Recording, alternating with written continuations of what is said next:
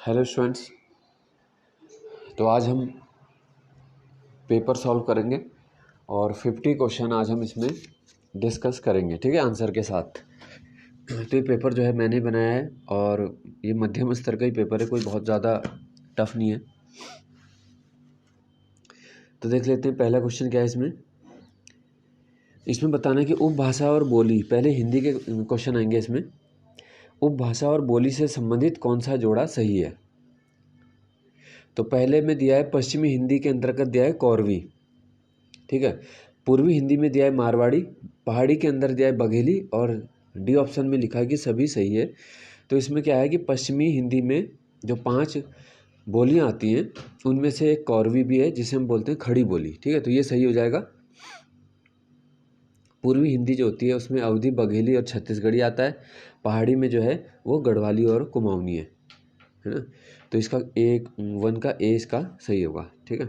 अब आ जाता है दूसरा, मानसून। मानसून किस भाषा का शब्द है? तो इस प्रकार के क्वेश्चन भी आपको पेपर में दिखते हैं कि ये पूछ लेते हैं किस भाषा का है। तो मानसून जो है वो एक अरबी शब्द है, ठीक है। जैसे मानसून हो गया, मौसम है, मुहावरा है, मुश्किल है ना। तो ये सभी अरबी के हैं। नेक्स्ट है तोप। पूछा गया तोप किसका है, पुर्तगाली है या फारसी, पश्तो, तुर्की में से बताना है। तो इसका हो जाएगा 3 का, ये हो जाएगा डी, ठीक है। तोप जो है ये भारत में बाबर ही सबसे पहले लेके आया था और पानीपत के युद्ध में उसने इस्तेमाल किया था। तो बाबर भी तुर्क ना, चगताई तुर्क जाति का था। तो ये भी एक तुर्की शब्द है, तोप, तोपची, ठीक है। अब देख लेते हैं हम चौथा क्वेश्चन। इसमें पूछा है कारकों की संख्या कितनी होती है। जो हिंदी में कारक हैं वो कितने होते हैं? तो हिंदी में जो कारक हैं वो होते हैं 8, ठीक है, जबकि संस्कृत में होते हैं 6। नेक्स्ट क्वेश्चन है आहूत का विलोम क्या होता है? आहूत का देखो अर्थ क्या है, पहले उस चीज़ का अर्थ अगर हमें मालूम है तो फिर हम उसका कोई भी निकाल सकते हैं, ठीक है, अर्थ हम उसका आराम से बता देंगे। तो आहूत होता है बुलाना। जैसे हम बोलते हैं कि संयुक्त अधिवेशन को कौन आहूत करता है, ठीक है। तो आहूत का हमें यहाँ पे पूछा है, विलोम पूछा है, तो आहूत का हो जाएगा अनाहूत। नेक्स्ट है पारावर, किसका पर्यायवाची शब्द होता है? पारावर। तो पारावर बोलते हैं हम समुद्र को। अगला है समशीतोष्ण का अर्थ क्या है? समशीतोष्ण यानी शीत भी है और उष्ण भी है, बराबर है, यानी कि क्या हो जाएगा, ये हो जाएगा कि न तो ये ठंडा है न गर्म है, ठीक है, न ठंडा न गर्म, समशीतोष्ण। अब है 8वें नंबर का प्रश्न है लाचार। लाचार में जो उपसर्ग प्रयोग हुआ है वो किस भाषा से लिया गया है, ठीक है। तो लाचार में उपसर्ग है ला, जैसे लाजवाब। तो ये जो उपसर्ग है वो है अरबी का। अब आ गया 9वां प्रश्न, आ गया महोत्सव। इसमें आपको बतानी है संधि, ठीक है। तो ये हो जाएगा महोत्सव मतलब महाधन उत्सव। तो इसमें कौन सी संधि होगी? इसमें हो जाएगी गुण संधि, ठीक है। तो गुण संधि की एक साधारण पहचान जो हो जाती है वो क्या है कि उसमें ऊपर आपको एक ही मात्रा देखने को मिलती है, जैसे रमेश, सुरेश, दिनेश, है ना। ये सब में आपको गुण संधि है। अब आ गया 10वां प्रश्न हिंदी का। यह है पंत जी का जन्म कब हुआ? पंत जी का जन्म जो है कौसानी में हुआ है 1900 में, ठीक है, 1900। तो ये इजी क्वेश्चन है। तो इसी तरह आपको बाकी राइटर के भी जो है जन्म मालूम होना चाहिए, है ना। हिंदी में कम से कम आपका टारगेट होना चाहिए कि 80% प्लस नंबर आपके होने चाहिए, ठीक है। 20 नंबर की हिंदी आती है तो कम से कम आपके 16-17 सही हो, है ना। जनरल में तो आपको जितना ज़्यादा मार्क्स लाएंगे तभी आप सेफ जोन में आते हैं। जनरल बॉयज़ की मेरिट आपको पता है कि सबसे हाई कट ऑफ होती है हमेशा, तो इसलिए। फिर है प्रकृति के सुकुमार कवि किसे कहते हैं?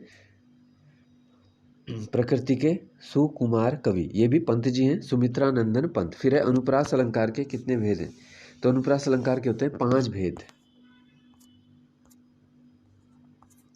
अब आ जाते हैं प्रश्न संख्या 13 में। शब्द अलंकार में कौन सा नहीं है इनमें से? ऑप्शन दिया है इसमें, यमक है, श्लेष है, अनुप्रास है या उपमा है, ठीक है।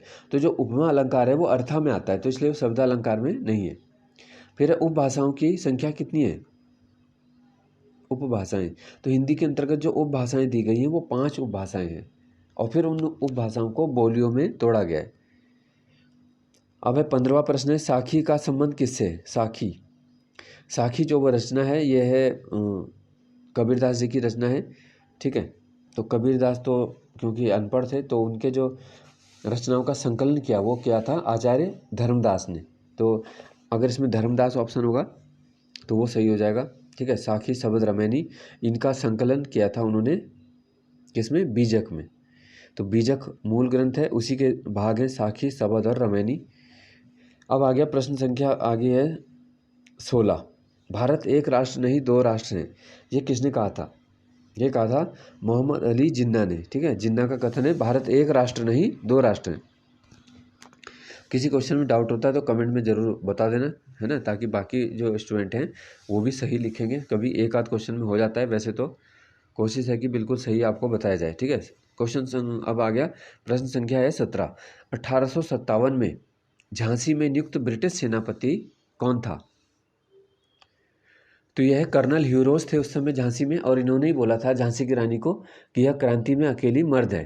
ठीक है, तो छोटा सा टॉपिक लूसेंट में आधे पेज का दिया हुआ है 1857 क्रांति का, तो उसको बड़े ध्यान से आपको पढ़ना होगा। जीएस में क्या है, काफ़ी गलतियां हो जाती हैं, है ना। तो पहले आप लूसेंट को ख़त्म करो, उसके बाद बाकी सोर्सेज से फिर आप, जैसे दृष्टि की बुक है या बाकी किताबें, फिर आप ले सकते हो। पहले तो जो बेसिक चीज़ें हैं क्या है, जैसे आप जीएस के लिए लूसेंट सभी स्टूडेंट लेते हैं उत्तराखंड में, परीक्षावाणी उत्तराखंड पढ़ने के लिए परीक्षावाणी है ना। हिंदी के लिए भी ज़्यादातर लूसेंट की बुक ले लेते हैं, तो ये तो एक नॉर्मल है। ठीक है, लेकिन आपने ये चीज़ें ख़त्म कर ली तो फिर आप उससे नेक्स्ट लेवल में जाओ, जैसे टेस्ट सीरीज सॉल्व करो, या हिंदी में पढ़ना है तो कोई हरदेव बाहरी जी की बुक पढ़ता है, कोई पृथ्वीनाथ पांडे पढ़ रहा है, तो कोई आप एक्स्ट्रा बुक ले सकते हो। उससे क्या है कि आपका जो शब्द ज्ञान है, पत्र लेखन है, कुछ एक्स्ट्रा चीज़ें ज़रूर उसमें ऐसी मिलेंगी जो उसमें नहीं होंगी। ठीक है, हर बुक में कोई चीज़ छूट जाती है। नेक्स्ट क्वेश्चन आ गया 18वां है, 3 सेकेंड्स किस खेल में प्रयुक्त शब्दावली है? तो 3 सेकेंड एक टर्म यूज होता है, वो कहाँ यूज होता है? तो इसका यूज करते हैं बास्केटबॉल में। तो इस प्रकार के प्रश्नों को आप नोट कर सकते हो अपनी जीएस के नोटबुक में, और ये मैं आपके लिए रेगुलर लाऊंगा। अभी आज मैं 50 क्वेश्चन ला रहा हूँ, फिर सेकंड पार्ट में इसके 50 और आ जाएंगे, तो आपका पूरा पेपर इस तरह से एक एक पेपर कंप्लीट होता चलेगा। रणजी ट्रॉफी में क्रिकेट में तिहरे शतक यानी ट्रिपल सेंचुरी बनाने वाले पहले बल्लेबाज। ठीक है, 19वां प्रश्न है, तो ये है रविंद्र जडेजा। अगला है फॉर्मल रिपोर्ट को हिंदी में क्या बोलते हैं? फॉर्मल रिपोर्ट ये होता है औपचारिक प्रतिवेदन, तो रिपोर्ट के लिए हिंदी में होता है प्रतिवेदन, और फॉर्मल हो गया औपचारिक। अब प्रथम विश्व युद्ध के समय विश्व युद्ध के लिए उत्तरदायी देश कौन सा है? सर्वाधिक उत्तरदायी वो है जर्मनी। फिर माजुली जो नदी द्वीप है वो कहाँ है? तो ये ब्रह्मपुत्र नदी पर है, असम में। रामायण में सबसे बड़ा कांड कौन सा है? यह है बाल कांड। ठीक है, तो रामायण महाभारत जो हमारे महाकाव्य हैं, एपिक ग्रंथ हैं, वो भी आयोग द्वारा सिलेबस में दिए गए हैं, है ना। तो कभी कभार एक आध क्वेश्चन आने का चांसेस होता है, तो आपको ये हमारे वेद पुराण जो भी हैं, उपनिषद हैं, ये सब के बारे में बेसिक नॉलेज होना जरूरी है। ठीक है, तो रामायण में 7 कांड है, उसमें बाल कांड सबसे बड़ा है। इसी तरह महाभारत है, उसमें 18 अध्याय हैं, है ना। तो नाम अलग अलग हैं। इसी तरह जो अर्थशास्त्र है उसमें भी 18 भागों में बटा है, वो 18 अध्याय में। अब आ जाते हैं 24वां प्रश्न, महात्मा गांधी कितनी बार कांग्रेस के अध्यक्ष चुने गए? ठीक है, तो ये एक ही बार चुने गए हैं। महात्मा गांधी एक बार कांग्रेस के अध्यक्ष चुने गए। ठीक है, तो आपको इसमें बताना है कि किस ईयर में वो चुने गए थे और किस स्थान पर, मतलब कहाँ वो अधिवेशन हुआ था जहाँ गांधी जी अध्यक्ष चुने गए थे। ठीक है, एकमात्र। अब है 25वां प्रश्न है, राष्ट्रीय कृषि विपणन संस्थान कहाँ है? राष्ट्रीय कृषि विपणन संस्थान, तो यह है जयपुर में। फिर बैंकिंग लोकपाल योजना कब लागू हुई है? 26वां प्रश्न है, तो ये हुई है 14 जून 1995 को। जो प्रश्न आपको आते हैं तो वो उतनी देर में आपको रिकॉल हो जाएंगे जब मैं पढ़ रहा हूँ, और नहीं आते हैं तो फिर आप उसे नोट कर सकते हो।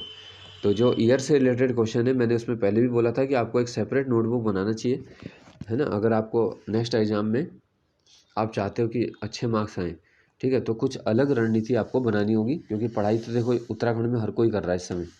ठीक है, जो सेल्फ स्टडी भी कर रहा होगा वो 4 घंटे 5 घंटे 6 घंटे 8 घंटे पढ़ने वाले भी स्टूडेंट हैं, और 90% 80-90% बच्चे तो कोचिंग में जा ही रहे कहीं ना कहीं। ठीक है, तो सभी अपनी तरफ से अच्छा प्रयास कर रहे हैं, तो इसलिए आपको कुछ न कुछ अलग पढ़ना जरूरी है। चांदी का टंका, 27वां प्रश्न है, चांदी का टंका और तांबे का जीतल, दो चीज़ आ जाती है इसमें, ठीक है। तांबे का जीतल, चांदी का टंका, ये सिक्का किसने चलाया था? तो ये गुलाम वंश के हैं, इल्तुतमिश, ठीक है। ऐबक के दामाद हैं इल्तुतमिश। अब 28वां प्रश्न, कौन सा शब्द तत्सम नहीं है? धैर्य, घृत, नक्षत्र, धीरज। तो इसमें मैं आपको बता देता हूँ ट्रिक। देखो, तत्सम पहचाने कैसे? तत्सम मतलब जो संस्कृत से निकले हैं, तद्भव जो उसके बाद बने हैं, जैसे अग्नि है, ठीक है, कर्म है ना, घृत है, ये सब संस्कृत के हैं। अब इसको पहचानोगे कैसे? जहाँ पे देखो र आ जाए ऊपर, जैसे धैर्य में र ऊपर आ गया, घृत में नीचे री आ गया, नक्षत्र में अक्ष आ गया और त्र भी आ गया। जहाँ भी अक्ष आ जाता है वो सब तत्सम है। जहाँ भी र ऊपर आ जाए, नीचे आ जाए, ये तत्सम की पहचान होती है, ठीक है। तो धीरज इसमें क्या है? तद्भव हो जाएगा, यानी तत्सम नहीं है। अब है 10 लड़के बाजार सामान खरीदने गए, कौन सा विशेषण इसमें प्रयुक्त होगा? 10 लड़के गए, तो ये निश्चित संख्या बता रहे हैं, 10 लड़के गए, ठीक है। अगर बोलते कुछ लड़के गए तो फिर अनिश्चित हो जाएगा। फिर नेक्स्ट है, संगम में उपसर्ग क्या है? तो जब इसको आप संधि विच्छेद जानते हो तभी आप उपसर्ग निकाल सकते हो, सही है ना। तो हिंदी में या व्याकरण में आपको क्या है, सही नॉलेज होना चाहिए, तभी आप उसमें नंबर ला सकते हो, ठीक है। हर टॉपिक में आप रट नहीं सकते। इसी वजह से क्या है कि कुछ स्टूडेंट बहुत मेहनत तो करते हैं लेकिन वो रटने पे ज़्यादा फोकस करते हैं और मार्क्स क्या है लास्ट में कम हो जाते हैं। तो कुछ चीज़ें आपको समझनी पड़ेंगी। तो संगम को अगर आप विच्छेद कर दोगे तो उसका उपसर्ग निकल जाएगा, सम धन गम। इसमें व्यंजन संधि है तो सम हो जाएगा, इसमें हलंत के साथ आ रहा है, सी ऑप्शन 30 का इसमें सी है, सम। फिर है काल के कितने भेद हैं? तो ये तो आसानी है, 3 भेद होते हैं। फिर है यति किसका पर्यायवाची होता है? यति होता है सन्यासी। फिर है ओस के मोती, ये मुहावरा है, एक आध कभी मुहावरा भी आ जाता है। तो ओस के मोती का अर्थ क्या है? ये है क्षण भंगुर, जो चीज़ थोड़ी देर रहती है। देखो, जैसे सुबह सुबह आप देखते हो पाला पड़ता है, बूंद घास के ऊपर आपको चमकती हुई दिखती है, फिर 5-10 मिनट धूप पड़ेगी, वो गायब हो जाएगी। तो क्षण भंगुर मतलब कुछ पलों के लिए, ठीक है। जैसे हम बोल देते हैं पानी का बुलबुला थोड़ी देर रहता है, ऐसे ओस के मोती, है ना। इसी तरह कहावत है कि भाई मनुष्य जीवन जो है वो क्षण भंगुर है, लेकिन हम इसे, इंसान क्या है, भूल जाता है और हम ऐसे सोचते हैं कि हम यहाँ स्थायी है ना, हमारा स्थायी निवास बन जाता है, तो हम सोचते हैं कि हम यहाँ धरती पे स्थायी रहने के लिए आए, जबकि क्या है, क्षण भंगुर माना जाता है। अब है 34वां प्रश्न है, विश्व हिंदी सम्मेलन का आयोजन लंदन में कब हुआ? तो विश्व हिंदी सम्मेलन से भी कई बार प्रश्न बनते हैं, पहला पूछ लिया गया है, दूसरा भी पूछ लिया है, जहाँ जहाँ एक एक हुए हैं वो भी आपको याद रखने। तो 1999 यानी 1999 में लंदन में हुआ था। अब आ गया 35वां प्रश्न, सूर्योदय में कौन सी संधि है? सूर्य धन उदय, ठीक है। तो अभी मैंने एक बताया कि एक मात्रा ऊपर आ गई है तो गुण संधि है इसमें। हिंदी साहित्य की भूमिका पुस्तक बतानी है किसकी है? यह है हजारी प्रसाद जी की है। हिंदी साहित्य में इन्होंने काफ़ी लिखा है, निबंध के लिए भी बहुत जाने जाते हैं हजारी प्रसाद। फिर है चरवाहों का वाद्य यंत्र। अब उत्तराखंड के प्रश्न आगे कुछ, चरवाहों का वाद्य यंत्र किसे कहते हैं? चरवाहों का वाद्य यंत्र है, यह है मंजीरा, ऑप्शन है मंजीरा, मोछंग, अलगोजा और हुड़का, ठीक है। तो चरवाहे जो है मोछंग भी बजाते हैं वैसे, और अलगोजा भी है, तो इसमें से थोड़ा सा देखना पड़ेगा, ठीक है। तो इसका आप कमेंट करना कि क्या बिल्कुल करेक्ट होना चाहिए, ठीक है। फिर है चक्राता छावनी कब बनी? ये बनी है 1866, 1866। 1860 में कालसी अभिलेख की खोज किसने की है? कालसी अभिलेख, ये जो मौर्य काल का एकमात्र अभिलेख मिलता है सबसे उत्तरी सीमा उत्तराखंड क्षेत्र में, तो ये किया था जॉन फॉरेस्ट ने, ठीक है, 1860। उद्योगों का काशी किसे कहते हैं? यह रुद्रपुर। उत्तराखंड में जो सर्वाधिक उद्योग हैं, है ना, क्षेत्रफल के अनुसार, वो आपके आते हैं रुद्रपुर। फिर मिलम ग्लेशियर कहाँ है? यह है पिथौरागढ़ में। पंचक्किया घराट को लघु उद्योग का दर्जा कब प्रदान किया गया? तो यह 2001 में किया गया था। कत्था किस से प्राप्त होता है? कत्था खैर के वृक्ष से मिलता है। 51वें परमार राजा, यह प्रदीप शाह। फिर है ट्यूलिप गार्डन कहाँ है? ट्यूलिप गार्डन है उत्तराखंड का मुंशियारी, पिथौरागढ़। अंत्योदय दिवस कब मनाया जाता है? 46वां प्रश्न आ गया। अंत्योदय दिवस है पंडित दीनदयाल उपाध्याय का जन्मदिन, तो ये होता है आपका 25 सितंबर को। फिर अवध को ब्रिटिश साम्राज्य में कब मिलाया गया? लॉर्ड डलहौजी के समय 1856 में अवध को ब्रिटिश साम्राज्य में मिलाया गया। और अवध को ब्रिटिश के समय दुधारू गाय भी कहते थे, क्योंकि इससे बहुत अधिक राजस्व प्राप्त होता था। यह एक संपन्न राज्य था उस समय। 48वां प्रश्न आ गया, संगमरमर का गुंबद किस मुगल इमारत में लगा? यह है हुमायूं के मकबरे में सबसे पहले इस्तेमाल हुआ था। कराची अधिवेशन में गांधी जी की लोकप्रियता और सम्मान की पराकाष्ठा, ये किसने बोला है? कि जो कराची अधिवेशन हुआ था 1931, गांधी जी की लोकप्रियता और सम्मान की पराकाष्ठा बताया इसको, तो ये कहा है सुभाष चंद्र बोस ने। 50वां प्रश्न है, किसका मकबरा रावी नदी के तट पर स्थित है? तो यह है जहांगीर का मकबरा। तो यह है लाहौर में रावी नदी के तट पर। तो 50 प्रश्न हो गए। अगले 50 करेंगे हम शाम तक या जब भी समय मिलता है। ठीक है, धन्यवाद।